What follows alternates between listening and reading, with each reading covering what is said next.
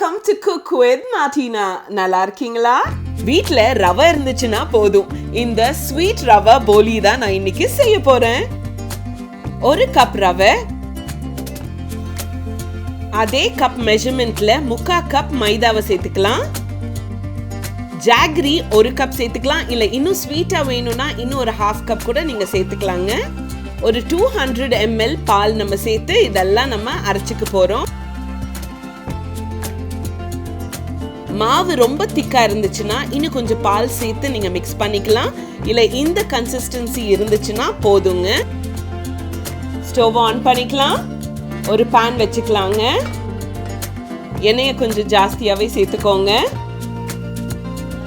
இப்போ தோசை சுடுற மாதிரி கொஞ்சம் மாவை எடுத்து நம்ம சென்டர்ல கொஞ்சமா போட்டுக்கலாங்க.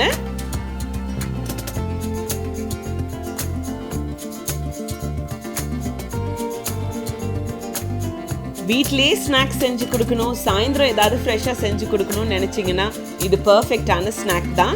அண்ட் இன்னும் ஸ்வீட்டாக வேணும்னு நீங்கள் நினச்சிங்கன்னா ஜாகரியை இன்னும் கொஞ்சம் ஜாஸ்தியாக சேர்த்துக்கோங்க.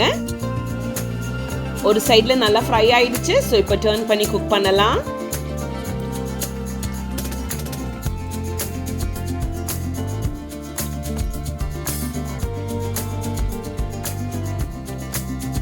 ரொம்ப ரொம்ப சிம்பிள், ரொம்ப யம்மி.